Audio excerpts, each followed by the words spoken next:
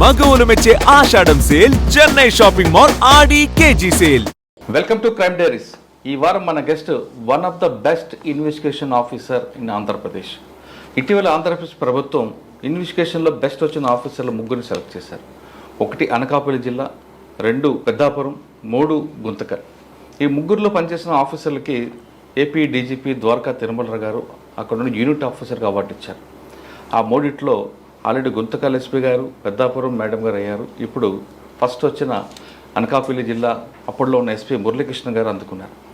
అయితే మురళీకృష్ణ గారి సూచనల మేరకు ఆ కేసులో ఐఓగా ఉన్న హరిని పరిచయం చేసిన ఆ కేసు ఎలా జరిగింది, సిరీస్ ఆఫ్ మర్డర్ చేసిన ఎక్యూజ్ని ఎలా పట్టుకున్నారు, ఆ లీడ్ ఎక్కడొచ్చిన విషయాన్ని హరిని అడిగి తెలుసు. సార్ నమస్తే అండి. నమస్తే అండి. హరి గారు, ఫస్ట్ మీకు కంగ్రాచులేషన్. ఎందుకంటే ఏపీకి ఇస్తున్న 3 కేసుల్లో ఫస్ట్ అనకాపల్లి, సెకండ్ తూర్పుగోదావరి కాకినాడ, 3 గుంతకల్. కాకినాడ సెకండ్ మీద రైట్. అయితే ఆ కేసు ఏం జరిగింది, సిరీస్ ఆఫ్ మర్డర్ కేసులో ఎలాగ బ్రేక్ త్రూ వచ్చింది, 5 మర్డర్ చేసిన ఎలా బ్రేక్ త్రూ తీసుకొచ్చారు అంటే కేసులో యూనిట్ ఆఫీసర్ సహకారం, సుపీరియర్ సహకారంతోనే మీ పార్ట్ కూడా ఎలాగొచ్చింది తో పాటు చెప్పే ముందు ఒకసారి మీ ప్రీవియస్ బ్యాక్గ్రౌండ్, మీ ఫ్యామిలీ బ్యాక్గ్రౌండ్, మీ పేరెంట్స్, పోలీస్ యూనిఫామ్ బై ఛాన్సా బై చాయిస్? యాక్చువల్గా అయితే బై ఛాన్సే సార్. నాన్నగారు బెల్లికోల దండాసి అని, మాది శ్రీకాకుళం జిల్లా సారవకోట మండలం చిన్నకెట్టాలపాటు గ్రామం సార్. మా జిల్లా. అయితే నాన్నగారు వ్యవసాయం చేసుకుంటారు సార్, అమ్మగారు హౌస్ వైఫ్.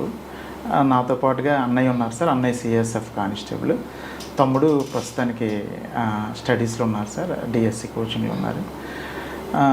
నేను ఆంధ్ర యూనివర్సిటీలో 2009లో పీజీ చేస్తుండగా ఈ ఎస్ఐ ఎగ్జామ్కి యూనివర్సిటీ నుంచే ప్రిపేర్ అయ్యాను సార్. ప్రిపేర్ అయ్యి అక్కడ నుంచే క్వాలిఫై అయ్యి సెలెక్ట్ అయ్యాను సార్.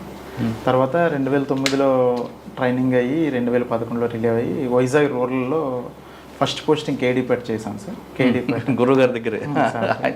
తర్వాత వడ్డాది మాడుగులో చేశాను సార్. వడ్డాది మాడుగులో 2013-14 చేశాక మళ్ళీ వైజాగ్ సిటీలో మల్కాపురం చేశాను సార్. సార్ ఫస్ట్ కేడీపేటలో, ఒకప్పుడు కేడీపేట వేరు, ఇప్పుడున్న కేడీపేట వేరు. మీకు మెయిన్ ఛాలెంజ్ ఏమొచ్చింది అక్కడ సార్? అంటే కేడీపేటకు వచ్చేసరికి సార్ మెయిన్ అంటే యాక్చువల్గా నేను ఫస్ట్ పోస్టింగ్ కేడీపేట చేశాను సార్. రీసెంట్గా నర్సీపట్నం చేసేటప్పుడు కూడా కేడీపేట 4 లిమిట్సే సార్. అప్పటికిప్పటికి ఏంటంటే సార్ ప్రజల్లో చాలా అవేర్నెస్ బాగా ఎక్కువ వచ్చింది సార్. అప్పుడు అంటే నక్సల్స్ మూవ్మెంట్ ఉండడం వల్ల అట్ ది సేమ్ టైం ఏంటంటే అవేర్నెస్ కూడా కొంచెం తక్కువ ఉండడం వల్ల ఏంటంటే మనం పోలీస్ అనమాట ఏది చెప్తే అది అన్నట్టు జనాలు కూడా వినేవారు. అట్ ది సేమ్ టైం అంటే బాగుండేది సార్. ఇప్పుడు వచ్చేసరికి ఏంటంటే పోలీస్ ఏది చేసినా సరే అంత అవేర్నెస్ ఎక్కువ వచ్చేయడం వల్ల ప్రతిదానికి కూడా విమర్శించడం, ఆర్గ్యూ చేయడం, అట్ ది సేమ్ టైం పైనుంచి అక్కడి నుంచి ఫోన్లు రావటం.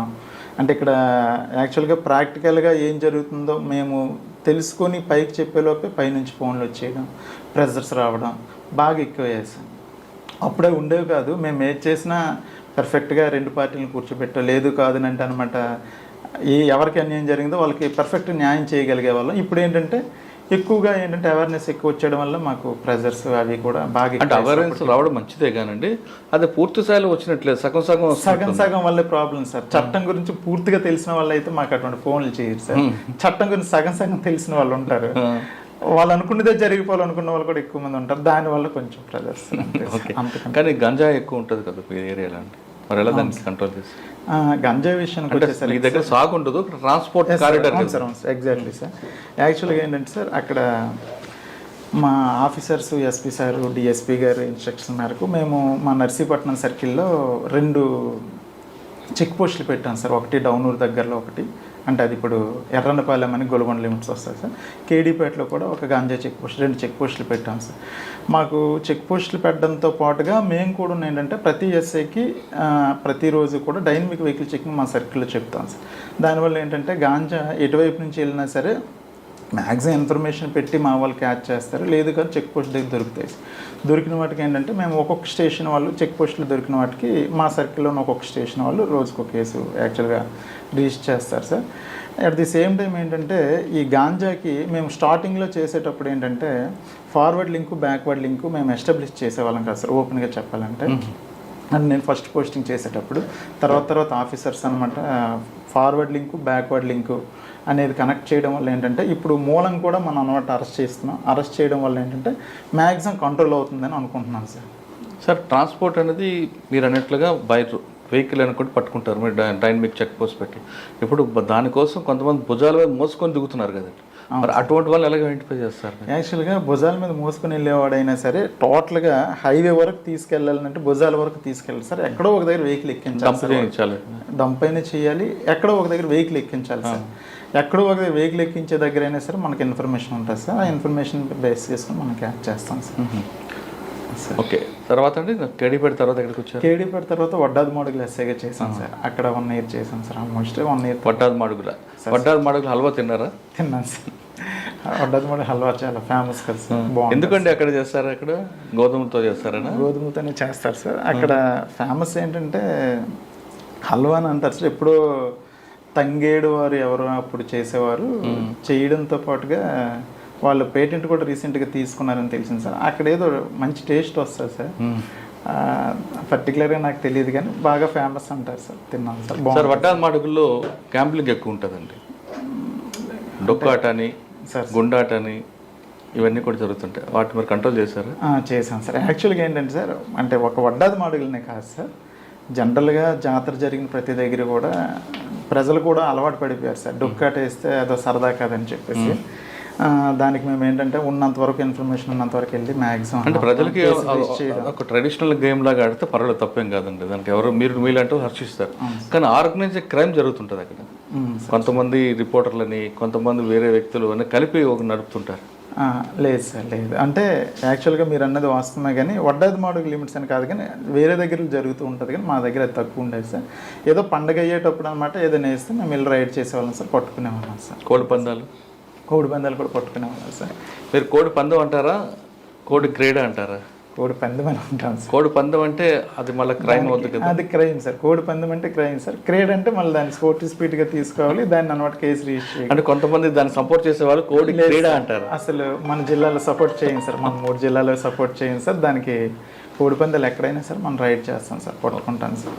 అటువైపు ఎక్కువగా సంక్రాంతి టైంలో బాగా అవుతాయి సార్.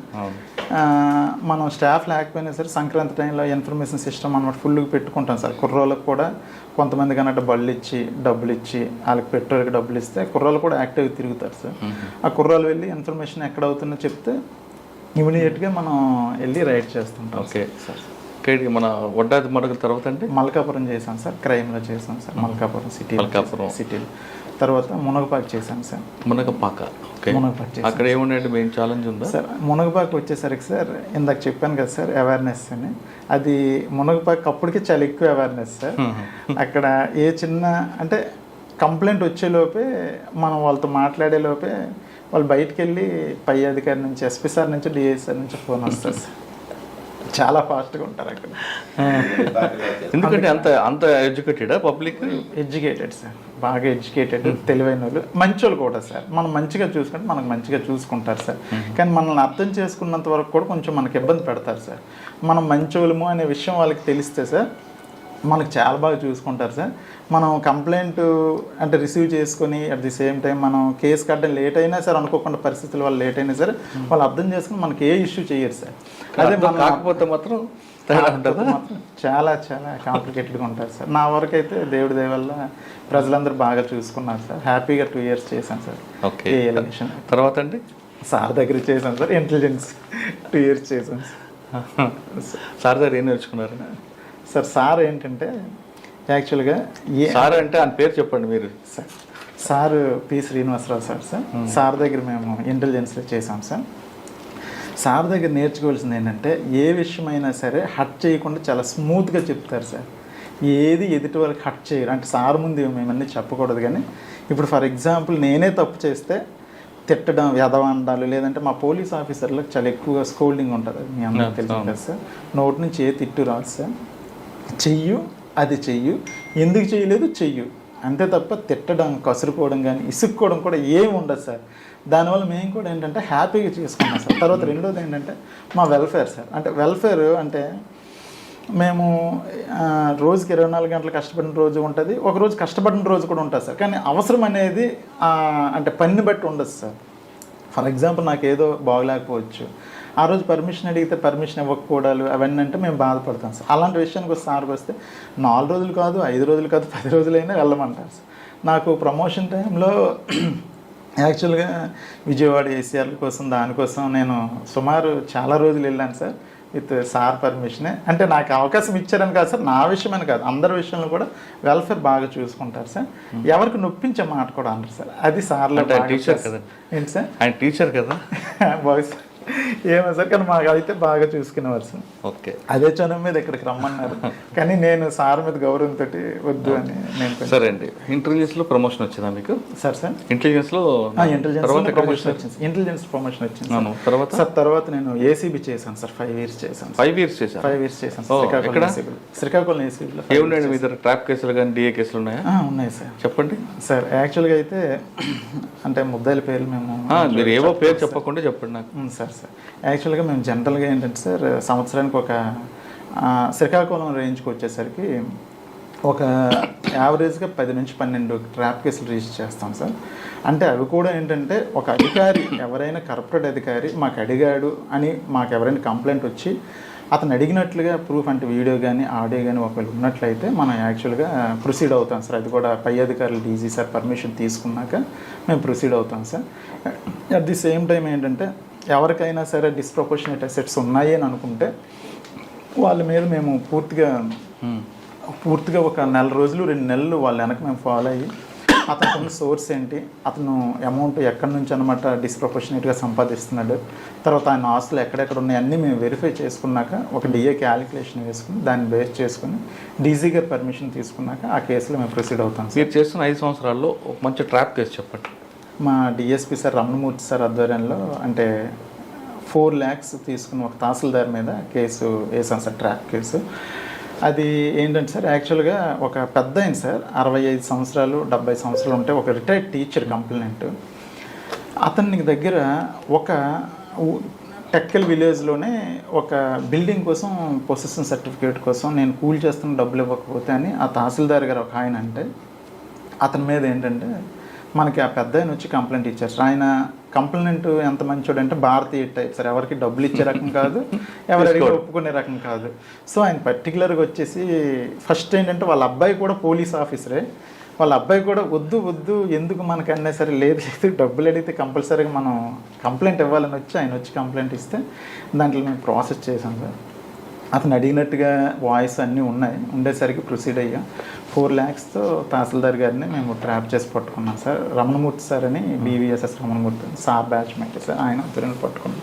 అది ట్రాప్ తర్వాత మీరు హౌస్ సెర్చ్ చేస్తుంటారు, అక్కడే దొరికాయి?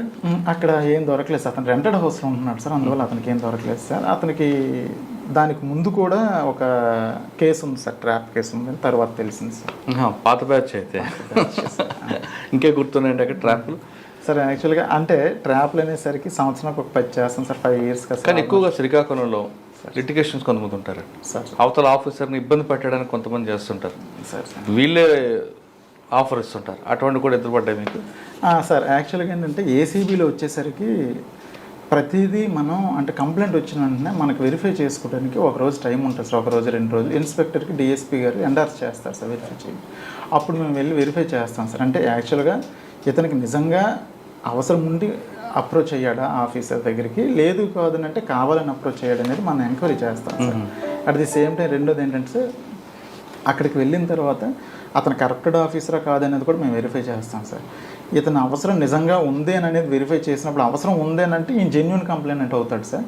లేదు కాదంటే కావాలని అనమాట ఈయన వెళ్ళి డబ్బులు ఇచ్చే ప్రయత్నం చేస్తున్నాడు లిటిగెంట్ అని అనిపిస్తే మేము మ్యాక్సిమం ఏంటంటే అవాయిడ్ చేస్తాం సార్. అవాయిడ్ చేయడం అంటే అతను కూడా కరప్టెడ్ ఆఫీసర్ ఎవరైతే అంటే ఎవరి మీద అయితే మనకు కంప్లైంట్ వచ్చిందో ఆ కంప్లైంట్ వచ్చిన ఆఫీసర్ అనమాట కరప్టెడ్ కాదు అని తెలిస్తే వెరిఫికేషన్లో మాకు తెలిస్తే దాని మీద మేము అనమాట చెప్తాం సార్, ఇది తప్పు బాబు, కంప్లైంట్ ఇవ్వడం తప్పు, ఆయన అడగలేదు కదా, ఎందుకు మీరు వచ్చి మాకు అప్రోచ్ అయ్యారని అక్కడ మేము ఖండించాం. ఎందుకంటే ఖండించకుండా వాళ్ళ మీద కేసు పెట్టచ్చు కదా, PC act prevention of corruption అంటే ఇస్తే మన కేసు పట్టుకుంటే ఇంకోసారి రాడు కదా సార్. కాకపోతే ఇవ్వరు సార్, అడుగుతున్నారని వచ్చి మనకు కంప్లైంట్ ఇస్తారు సార్, ఇవ్వరు సార్. సార్ 5 years చేశారు కదా సార్, ఏసీబీలో ఒక 5 రకాలు ఉంటాయండి.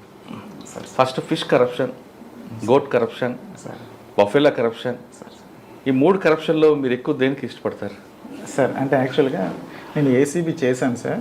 ఇది మీరు చెప్పిన 3 కరప్షన్స్ నేను ఓరల్గా విన్నాను తప్ప ఎక్కడ శాస్త్రంలో కానీ ఏ మాన్యువల్లో కానీ చెప్పబడలేదు. మాన్యువల్ ఉండదు. దానికి ఏం చెప్తారంటే ఒక ఊర్లో ఒక చెరువు అంతే. ఆ చెరువులో ఆ నీరే గ్రామస్తులు తాగుతారు, Exactly. రైట్? ఆ చెరువుని పాడు చేయకుండా ఉండడానికి దానికి ఒక కాపలా ఉంటాడు. ఆ కాపలా ఏసీబీ. అవును సార్. చెరువులో చేప, ఆ చేప అయితే ఎంత నీళ్ళు తాగుతుంది, తాగితే దాన్ని తాగి అక్కడ ఉంటుంది కదా, దానివల్ల ఎలాంటి నష్టం లేదు. ఇప్పుడు కరప్షన్ అనేది మనకి ఒక ఇన్బిల్ట్ అయిపోయింది, అవును సార్. రైట్? అవును సార్. 2 goat corruption. గోట్ ఏం చేస్తుంది? మోకాల వరకే కూర్చొని నీళ్ళు తాగుతుంది కాబట్టి అది కూడా బెదిరించాలి. అవును సార్. 3వది బఫెలో. అవును సార్. బఫెలో కన్నా ముందు కౌ కరప్షన్ ఉంటుంది. కౌ కరప్షన్ ఏంటి? 4 కాలు పెట్టి నీళ్ళు తాగుతుంది కానీ మళ్ళీ బయటకు వచ్చేస్తారు, అంటే నీళ్ళు డిస్టర్బ్ చేయదు.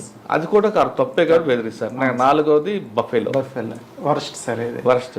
యాక్చువల్గా ఏంటంటే సార్, ఒక ఏసీబీ చేసాం కాబట్టి యాక్చువల్గా ఏ కరప్షన్కి మేము సపోర్ట్ చేయకూడదు సార్. కానీ కాకపోతే ఏంటంటే మీరన్న లాస్ట్ బఫెలో కరప్షన్ ఉంది కదా సార్, లోపలికి దూరి మొత్తం వ్యవస్థను మొత్తం నాశనం చేసే కరప్షన్ సార్ అది. అటువంటి వాళ్ళ మీద మాకు కంప్లైంట్స్ ఎక్కువ వస్తాయి సార్.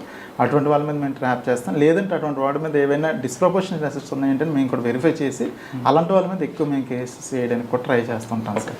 సార్ ట్రాప్ కేసులో కన్విక్షన్ వస్తుంది, అక్విటల్, కానీ డిఏ కేసులో అక్విటల్ అవుతుంటాయి. రీజన్ ఏమంటారు? లేదు సార్, డిఏ కేసెస్ కూడా యాక్చువల్గా ఏంటంటే కన్విక్షన్ వస్తుంటుంది సార్. కాకపోతే కొంచెం అంటే టెక్నికల్ ఇష్యూస్, పేపర్ వర్క్ లేదు సార్, లాంగ్ ప్రాసెస్ సార్. అంటే ట్రయల్ అయ్యేసరికి ఒక 10 years 15 years కొంచెం పడుతుంది తప్ప. ఓకే. కేసీ